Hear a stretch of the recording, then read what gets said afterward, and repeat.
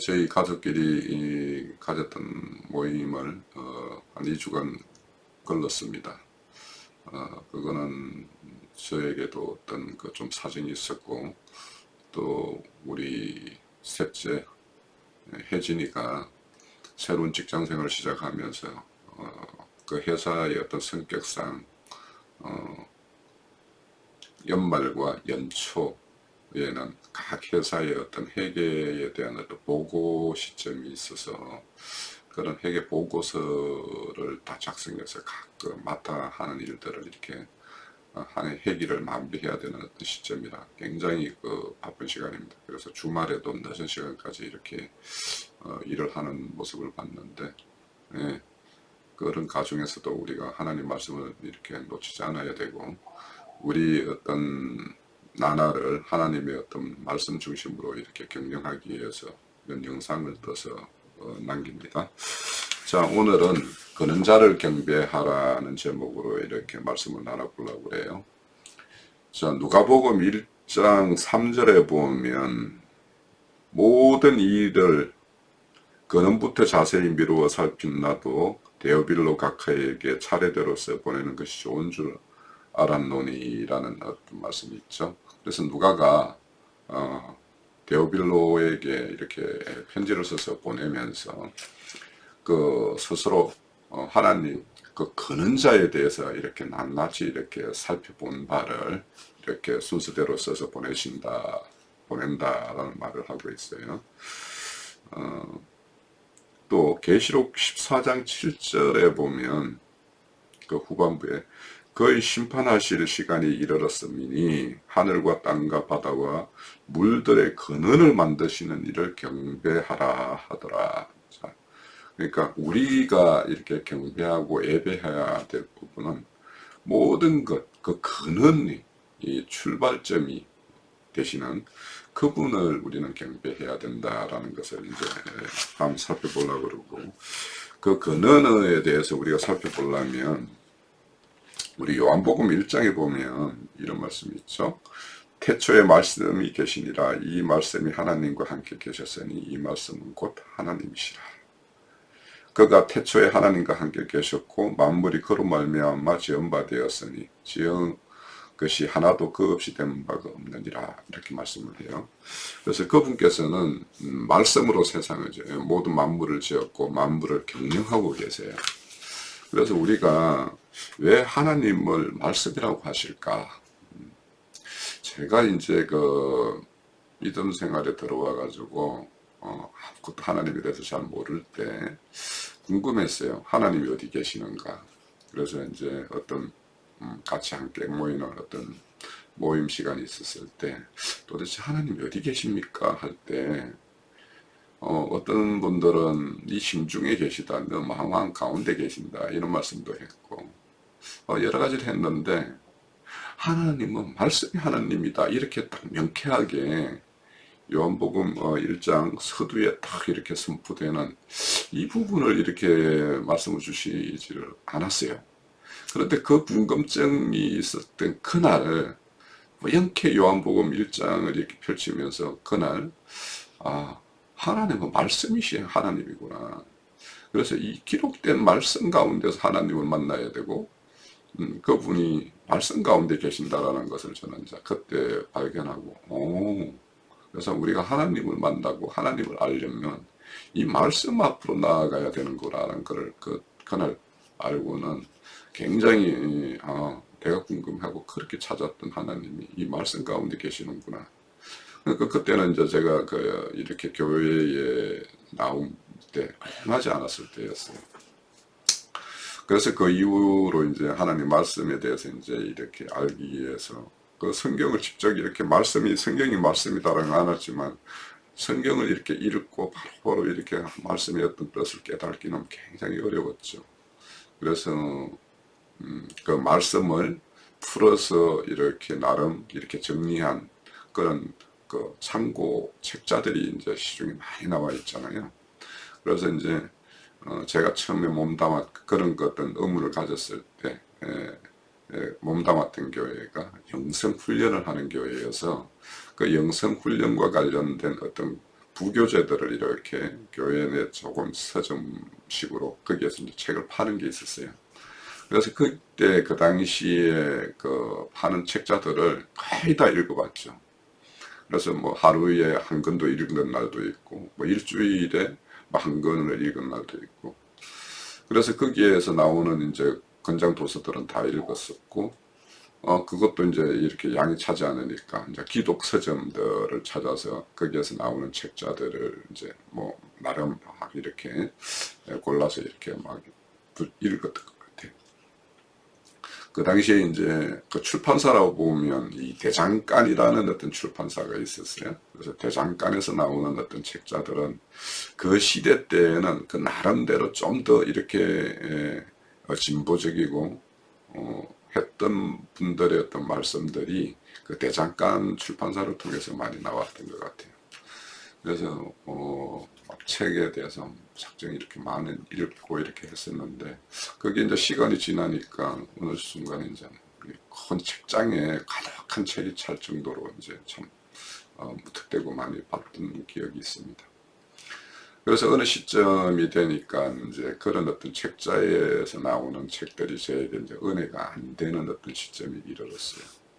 그래서 이제 그때부터는 이제 인터넷을 뒤져서 그 어딘가에 이렇게 그래도 진리를 선포하는 그 나팔수들의 어떤 소리들이 있는 곳을 이렇게 찾게 되었죠. 그래서 여기 저기 많이 찾게 되었고, 그런 찾는 과정에서 내가 몸담고 있었던 그 교회에서 또 좀 진일보된 어떤 교회 모임으로 이렇게 옮기게 됐고, 그런 그 과정을 거쳐서 최종적으로 이제 우리가 지금 현재 모임을 하고 있는 건기름 붓는 집이라는 모임에 이렇게 참여해서 지금까지 이렇게 교회를 이루고 있는데, 그래서 말씀이라는 것, 그것은 말씀 속에는 하나님의 뜻과 의와 그의 나라에 대한 어떤 기본적인 어떤 법칙과 원리가 다 이렇게 담겨져 있죠.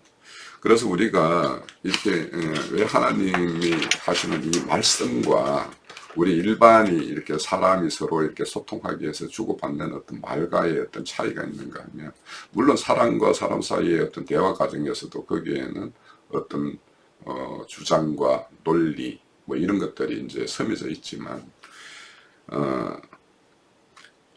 말은 그냥 자기 어떤 생각과 의견을 이렇게 표출하고 드러내는 어떤 그런 어떤 수단이라면, 성경에서 말씀하시는 하나님을 이렇게 말씀이라고 할 때 이 말씀에는 거기에는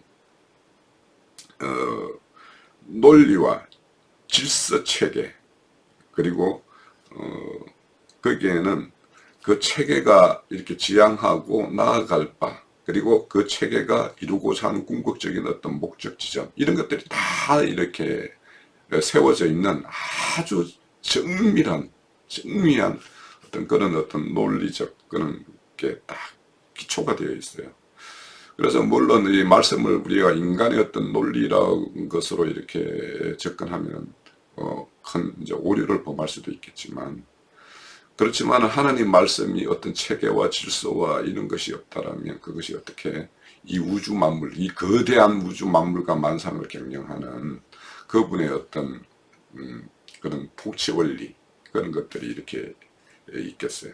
그러니까 우리가 일반적으로 하는 말과 말씀이라고 하는 것은 전혀 이렇게 차원이 다른 어떤 그런 것을 가지고 있다. 그래서 말씀이라고 하면 거기에는 근본적인 어떤 논리, 체계, 목적 이런 것들이 다 이렇게 배열되어 있는 어떤 말씀이기 때문에, 우리는 이 말씀을 대할 때에는 하나님의 어떤 그 가장 근본되는 것부터, 그러니까 근원부터 살폈다라고 하는 거죠. 그 근본적인 것부터 단계 이렇게 차곡차곡 채워서 최종적으로 완성되는 그 어떤 완성의 어떤 그런 스트럭처, 구조를 우리가 이해를 가져야지만이 우리가 하나님에 대한 어떤 이해를 온전한 말씀의 어떤 그 지향점으로 나아갈 수 있다라고 이제 볼 수 있어요.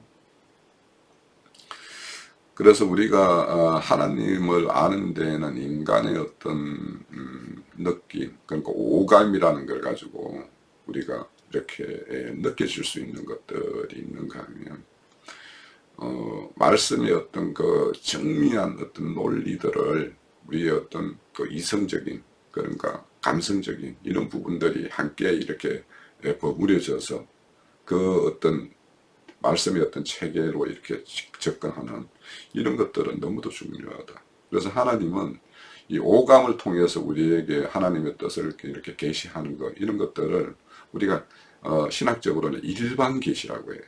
그래서 일반 계시를 통해서 하나님은 하나님의 뜻을 우리에게 전달을 하고 있죠. 그렇지만은 그거는 그것이고, 특별 계시라고 해서 이 기록된 말씀, 이 역사 공간에서 하나님이 어떻게 일하시고 그 일을 어떻게 성취해 가는가 하는 전 과정을 이렇게 기술해 놓은 이 말씀 속에서 우리가 하나님의 어떤 의중과 뜻을 이렇게 다 캐치해서 거기에 합한 자가 되었을 때 우리가 하나님이 다윗에게 나의 마음의 합한 자라고 하는 것처럼, 그러니까 말씀 속에서 우리는 그런 어떤 하나님의 어떤 의중을 막 깨닫고, 그러면 깨닫는 것에서 그치는 것이 아니라 그 깨닫는 것을 이 역사 공간에서 우리는 그것을 펼쳐가는 것이 우리의 어떤 인생이어야지 그 말씀으로 우리가 경영되는 인생이라고 할 수가 있어요. 그래서 우리가 이 성경을 우리의 어떤 신앙을 깨닫는 것에 국한되는 어떤 그런 걸로 이렇게 한다라면 그것은 일반 어떤 세상의 어떤 사상, 철학 이런 거와 거의 유사한 성격으로 이렇게 매듭이 돼요.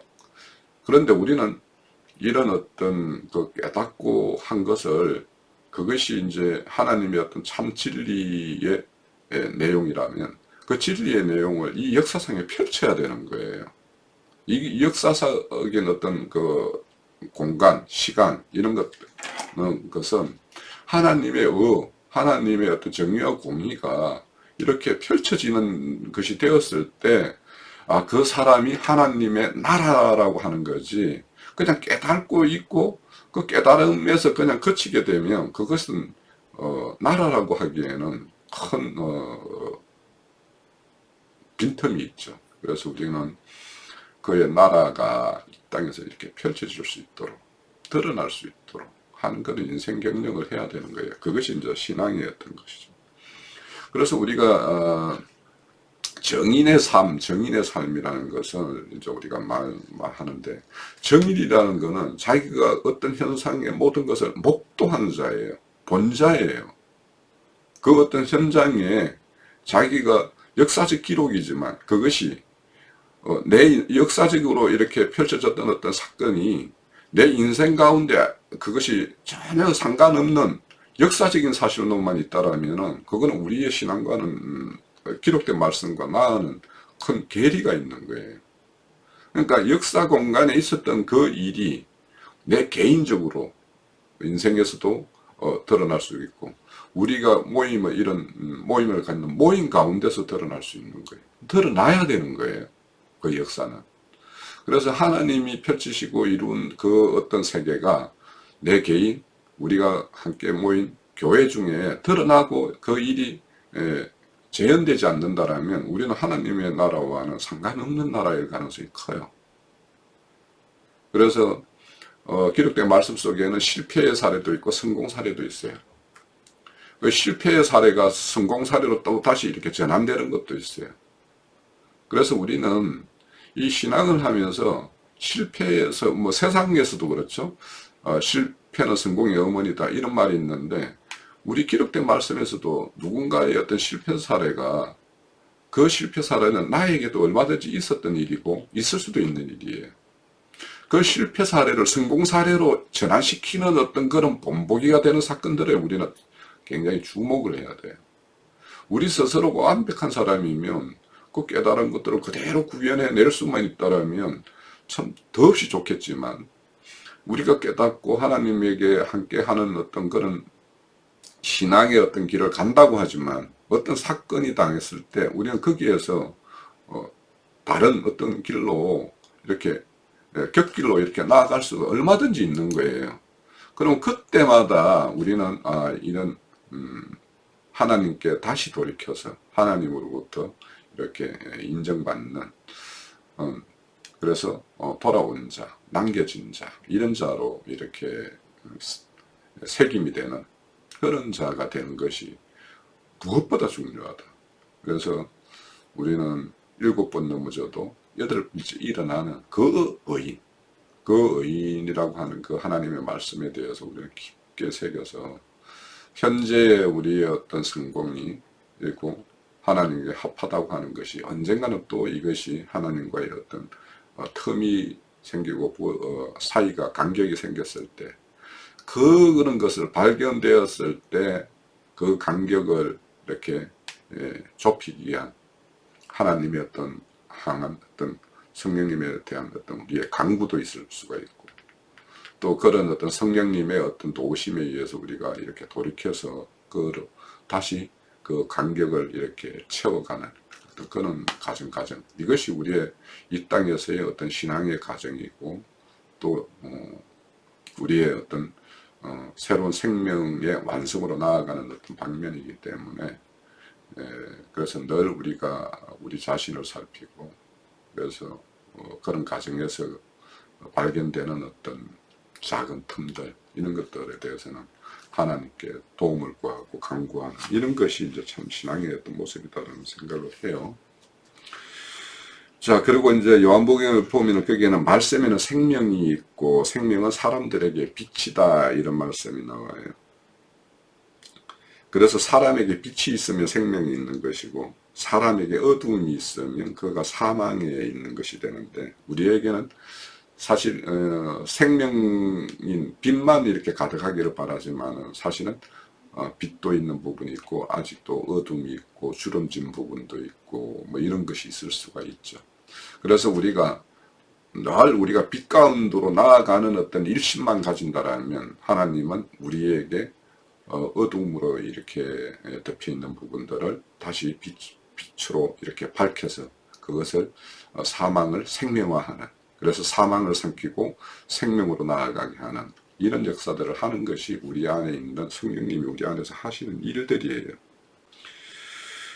자, 그래서 성경에서 생명이다, 빛이다 라고 하는 의미는 그런 자의 뜻의 합치가 이루어지면 생명이고 빛으로 화하되는 거죠. 빛이 되는 거죠. 그런데 그 근원자에게 합치가 아닌 그래서 뭔가 자꾸 괴리가 생기게 되면 그만큼 우리에게는 이 어두움이 이렇게 존재하는 것인데 따라서 우리가 빛에 거한다 하는 것은 생명을 얻었다라는 것이고 이것은 하나님의 뜻과 우리가 일치를 이룬다는 것이 되는 거예요. 근데 이제 생명의 어떤 빛을 가지고 있고 하나님의 뜻이 이제 합치되는 어떤 그런 것에 대해서 우리는 근원적으로 이제 살펴서 그 근원에 대한 것들부터 차곡차곡 이렇게 채워가고 이루어가는 것이 우리의 어떤 신앙이다라는 거예요. 자, 그 말씀에 보면 이제 우리가 예수님이 이 땅에 오셔서 이렇게 바다가 이렇게 막 이렇게 풍랑으로 이렇게 회오리를 칠 때 그때 바다를 이렇게 우짖어서 이렇게 잠잠하게 하셨다는 말씀이 나와요. 그러면 이 말씀을 단순하게 우리가 영적을 해석한다라는 어떤 차원, 영적인 해석이 얼마든지 가능하죠. 세상은 바다라고 비유하고 또 바다는 그 어떤 풍파, 그 시류, 그 시대마다의 어떤 시류, 유행 이런 것들이 있어서 그것들이 막 이렇게 요동을 치죠.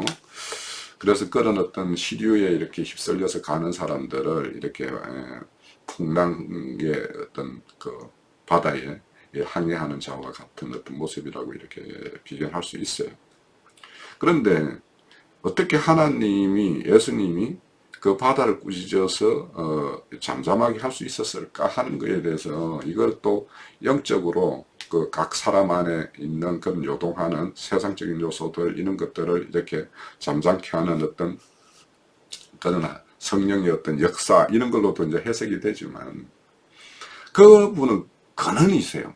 모든 세상 만사와 만유의 어떤 근원이시기 때문에 그분은 이 모든 세상 만상과 이렇게 소통이 가능한 거예요.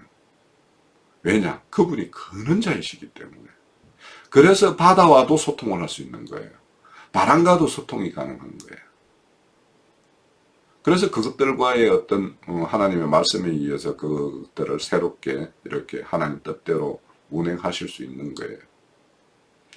왜 바다에서 그물을 이쪽에 내리면 그러니까 베드로와 그 일행들이 내렸던 거기에는 물고기가 잡히지 않고 예수님 이쪽에 내려라 하는데 내리니까 물고기 많이 잡혔다.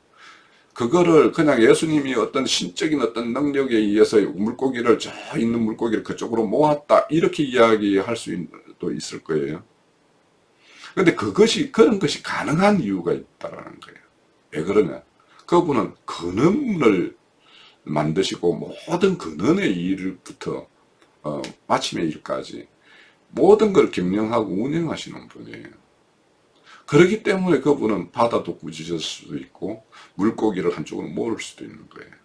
그거는 하나님의 능력이다라고 하면 어떤 능력의 차이로 이렇게 인식을 하는데 그분은 근원을 이렇게 지으신 분이에요.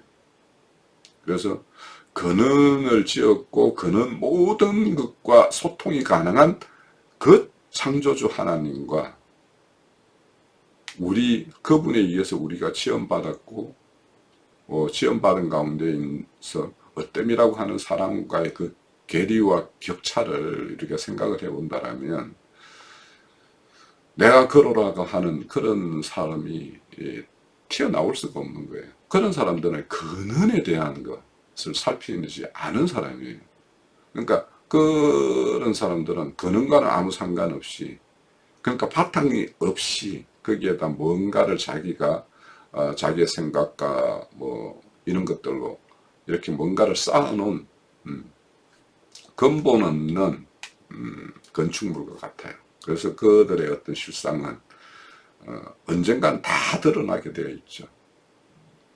그래서 우리가 뭔가 이렇게 하나님의 말씀을 증거하거나 하나님의 어떤 그런 정인의 어떤 삶을 산다라면 우리가 그분의 근원부터 이렇게 인정하고 근원이 어디에서 출발되었는가 하는 것에서부터 우리가 뭔가 이렇게 말씀이 증거가 되어야지 이것이 참 복음의 어떤 전도이지 근원 없이 뭔가가 이렇게 겉으로 드러나는 그런 것들을 이렇게 전한다고 해서 그것이 근본적으로 온전한 건축이 이루어지는 것은 아니다.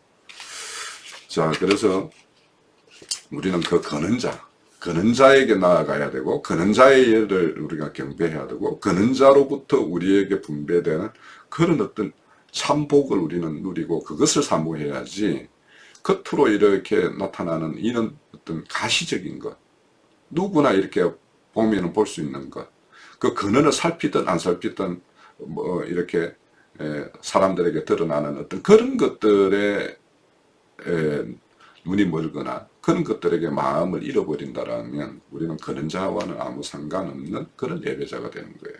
그래서 우리는 그런 근원자 그런 것. 그래서 우리가 교회는 통해서 이렇게 말씀이 전거되고 선포되는 것은 근본되는 것부터 우리는 살펴야 된다. 그래서 우리의 교회의 의미나 우리의 각자의 어떤 신앙이나 이런 것들이 근원자의 어떤 뜻 거기에서부터 출발되어서 그 근원자에 의해서 이끌리고 최종적으로 마감을 이루고자 하는 거기까지 나아가는 것. 그래서 우리가 중간에 중도에서 이렇게 머물러서 있는 그런 것이 되면 안 되는 거예요. 그래서 우리가 오늘날 이제 뭐 십자가에도 하는데 십자가에도 거기는 출발이에요. 가장 중요한 시점이에요. 그 십자가에서 예수님이 돌아가심으로 인해서 이루어질 일들 그것이 없이는 어떤 것도 출발이 안 되는 거예요. 거기는 출발점이에요. 그런데 그것이 끝이 아니에요. 거기는 시작점이에요. 거기는 토대예요. 거기에서 출발해서 우리는 온전한 어떤 건축을 이루는 그런 곳으로 나아가는 거예요. 그래서 인자 예수님보다도 새롭게 예수의 이름으로 다시 오신 보혜사 성령님과 함께 이루어지는 일. 그래서 그것이 내 안에서 이루어지는 일, 우리 교회를 통해서 이루어지는 일, 이런 일들이 얼마나 이 크고 고귀한 일인가, 이런 거에 대해서 생각해야 되는 거예요. 그래서 예수님도 그러셨죠. 너희들이 나의 일들을 보고 이렇게 놀라고 하는데 너희들은 더 큰 일을 할 것이다 라고 했어요. 그 일은 성령님과 함께하는 그 사람들을 통해서 최종적으로 하나님 나라는 완성이 되는 거예요. 그래서 그 하나님의 완성의 나라에 나와 우리 형제, 자매, 이 동료들이 함께 성령과 함께 동행하는 삶을 통해서 이루어질 그 나라에 대한 어떤 이상이 없다라면 하나님 나라에 대해서는 공무한 소리예요. 그래서 우리 안으로 오신 예수. 그래서 우리 성령을 말할 때 에피 성령, N 성령, 이런 말로 이제 간단하게 이렇게 표현하는 것들을 듣게 되는데, 맞습니다. 우리 에피 성령, 우리 위에만 임해 있는 그 성령이 아닌 그 성령이 우리 안으로 들어와서 내 심령 가운데 거하면서 내 심령의 모든 것들도 이렇게 온전하게 이루어가는 방면으로 일을 해야 되고, 그 N 성령들이 모여서 그 모임의 어떤 교회를 통해서 이루어질 일들, 이런 것들은 더 소중한 거예요. 그래서 성령의 띠, 성령의 매는 건, 이런 말들. 그러니까 성령님은 각자를 이렇게 온전케 해서 교회라는 한 틀 안으로 이렇게 묶어서 완성하는 것이 성령의 일이지, 각자를 그냥 개별로 이렇게 두는 것이 성령의 일이 아니에요. 그래서 성령의 온전한 일은 우리 각자를 우리라고 하는 큰 어떤 울타리 안으로 이렇게 불러서 그래서 우리가 교회도 우리가 모이는 이 작은 모임을 우리 교회라고 이렇게 표현들 하는데, 우리라고 하면 우리의 어떤 작은 모임을 넘어서는 우주적인 어떤 교회관이 이렇게 정립되었을 때 각 교회들을 바라보는 눈들도 새롭게 돼요. 그러니까 어떤 부분에서 해서 부족한 부분이 있는 교회에 대해서도 우리가 그들에 대한 어떤 생각, 이런 것들을 어떻게 채우고 이렇게 할 것인가 하는 측면으로 이렇게 접근하는 것이 되는데, 이것이 안 되면 굉장히 교회가 서로 배타적인 어떤 것이 돼요. 그래서 온전하게 이제 이 궁극적으로는 성경에는 장자총회교회라는 게 있어서 일반 어떤 기독교계에서 장자총회교회를 이렇게 옮겨서 온전함을 이루는 어떤 이런 것을 지향을 해요. 그래서 우리가 그런 어떤 표대를 세운 어떤 교회의 어떤 모임을 이렇게 유지하는 것도 굉장히 중요하고, 그거는 어떤 것보다 가치가 있죠. 그렇지만은 이제 그렇지 못한 교회에 대해서 우리가 어떤 시각으로 그 교회들을 바라보고 그 교회를 이렇게 온전함 쪽으로 인도할까 하는 것에 대해서도 늘 우리는 마음에 염두에 두고 그렇게 일상을 이렇게 살아간다라면 항상 성령님께서 일을 하세요. 그래서 우리가 이제 조만간 우리 모임의 어떤 처소가 이제 이렇게 오픈이 되면 거기에서는 이제 지금까지는 이렇게 줌이라는 어떤 영상을 통해서 이렇게 모임을 가졌지만, 앞으로는 이제 얼굴을 대면하는 어떤 집회, 이런 것들이 이제 활성화돼야 되는데, 저 개인적으로는 이제 좀 몸이 불편한 우리 김자매, 얼마나 이렇게 함께 이렇게 그 대면 집회에 참여할 수 그런 여건들이 허락하실까는 모르겠으나, 그것도 이제 하나님께 우리가 구해야 될 바고, 그래서 같이 함께 이렇게 대면 집회는 대면 집회대로 하고, 또 여가의 어떤 시간들은 또 줌을 통해서 이렇게 우리가 말씀을 나누고, 그렇게 해서 우리 각자의 어떤 부족들을 이렇게 더욱 이렇게 완성으로 이렇게 채워가는 그런 시간들의 어떤 경영, 이런 것들을 우리가 해야 되겠죠. 자, 하나님은 이제 근원자의 어떤 뜻은 우리가 창세기에 보면 사람을 통해서 하나님의 우주 만물의 모든 것들을 이렇게 경영하는 것이 하나님의 뜻이에요. 그래서 우리는 이런 사람이라고 이렇게 하나님의 어떤 영과 교통할 수 있는 그거에 머무르는 것이 아니라 이 우주 만물을 이 모든 피조물이 하나님의 아들들이 나타나서 나타나기를 고대한다고 그랬잖아요. 그럼 하나님의 아들들이 나타나게 되면 이 우주 만물의 존재 의미들이 재해석이 되는 거예요. 그러니까 덜의 하나의 어떤 풀잎들도 그 존재의 의미가 있는데 일반 사람들이 그러니까 하나님을 근원을 알지 못하는 자들이 그 어떤 들풀들을 보면 그의 나름의 어떤 감흥과 감동을 이렇게 가질 수 있어요. 그렇지만 하나님의 아들들이 나타나서 그 어떤 들풀들의 어떤 의미를 해주고 그런 걸 통해서 우리의 어떤 하나님 나라의 어떤 완성으로 나아가는 거기에 어떤 작은 도움되는 걸로 이렇게 재해석이 된다면 그 피조물 작은 들꽃들도 존재의 의미를 부여하게 되죠. 그래서 우리는 이 우주 만물을 보면서도 우리 일반 계시라고 하는 그런 걸 통해서 그 피조물의 어떤 존재 가치와 의미를 우리를 통해서 부여될 수 있도록 그렇게 하는 것들이 하나님의 아들들이 해야 될 일들이죠. 그래서 이런 자연 만물을 바라보더라도 세상 사람들이 바라보는 것과 우리 하나님을 아는 하나님에 속한 사람들이 이렇게 바라보는 것들은 달라요. 달라져야죠. 자, 그래서 우리는 근원부터 모든 일을 살핀 자들, 참 경배자가 되어야 돼요. 그래서 그거는 사람들이 산제사를 드리는 사람이 되겠죠. 그래서 우리는 눈에 보이는 것과 눈에 보이지 않는 것. 그러니까 눈에 보이는 세계는 이것은 그 눈에 보이지 않는 것에 의해서 비롯된 것이라고 그러잖아요. 그래서 눈에 보이지 않는 것이 더 근원적인 거예요.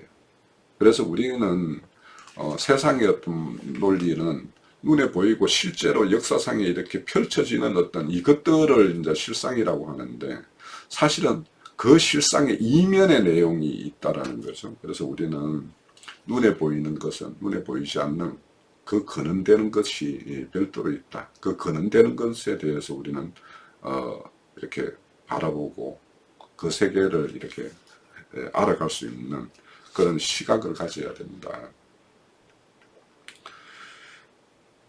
자, 우리는 이제 예수님에 의해서 이루어진 일들을 알고 있어요, 그죠? 그리고 그분이 육신으로는 죽고 다시 사셔서 이 우주 만물의 모든 통치 권한을 다 이렇게 받으셔가지고 우리 가운데 오신 그 성령님에 대해서 우리도 이제 또 알고 있어요. 그래서 우리의 모든 지각은 이제는 인자 예수에 의해서 역사상에 펼쳤던 그 사건과 이제는 그 성령이 되셔서 우리 가운데 거하시면서 그분께서 행하시는 모든 일, 눈에 보이지 않으면서도 또 그것이 역사상에 이렇게 투영되어서 나타나는 일, 이런 것들에 대해서 우리는 다각도로 하나님의 어떤 일하심과 그 일들이 이 역사 공간에 펼쳐지는 것들, 이런 것들에 대해서 우리가 살펴봐야 된다. 자, 그래서 우리가 눈에 보이는 것들이 중에서는 어떤 실상이 그대로 배열돼서 나타나는 것이 있는가 하면 정말 근본도 없는 어떤 허상들이 있다라는 것을 우리가 잘 알아서 눈에 보이는 것들에 대해서도 우리가 이중적으로 그 근본된 것에 반로에서 이렇게 나타나는 것과 아무 근거 없이 이렇게 허상, 이 세상에서만 유효한 것들, 그런 것들을 우리가 잘 구별할 수 있어야 된다. 그래서 우리는 이제 신앙하면서 우리가 소망하는 것들, 이런 것들은 눈에 보이지 않는 그 근원으로부터 발현된 그것에 이렇게 포커싱이 되어서 우리의 어떤 바람이 이 땅에 허무한 것으로 이렇게 종결되는 것이 아니라 하나님의 완전한 것으로 나아가는 그런 것이 되는 그런 신앙을 해야 되겠다. 자, 그러려고 한다면 참 그런 자에 대해서 살피고 이렇게 하려면 우리는 하나님이신 이 말씀에 대해서 우리가 깊게 나아가기 위한 어떤 그런 열심이 필요하다. 그래서 우리 그 바울 사도가 로마 교회에 보내는 편지에 보면은 저희가 하나님에 대해 열심은 있으나 지식으로 나아가지 지식을 쫓지 않는다라고 해요.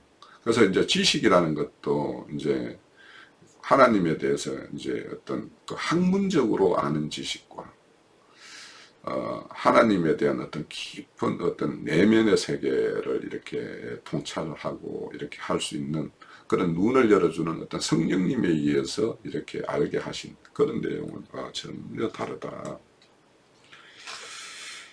그래서 형제들아 너희가 스스로 선함을 가득하고 모든 지식의 주식이 차서 능히 서로 권하는 자임을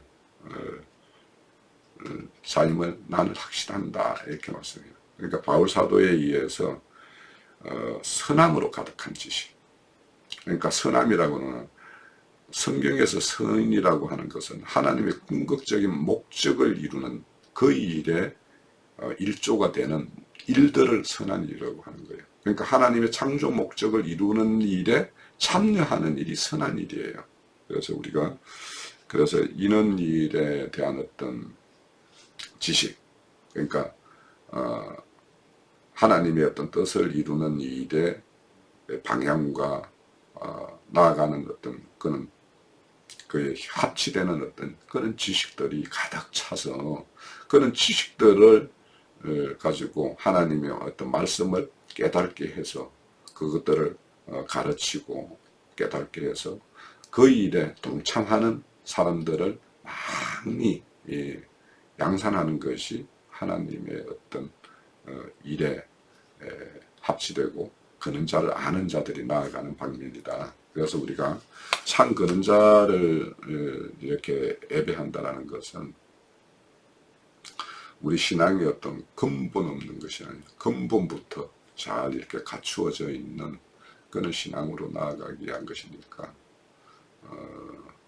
그냥 근원이 이렇게 토대가 되지 않은 신앙과 근원부터 이렇게 잘 살펴서 근원부터 다져진 어떤 신앙 이런 것들을 우리가 잘 구분을 해서 우리 모두가 근원부터 세워진 어떤 근원 신앙, 굳건한 토대에 의해 세워지는 신앙 이런 신앙이 우리 모든 가족과 또 이 영상을 보는 우리 모든 지인들 함께 하나님을 그는 자로부터 경배하고 예배하는 그런 신앙이 되기를 바랍니다.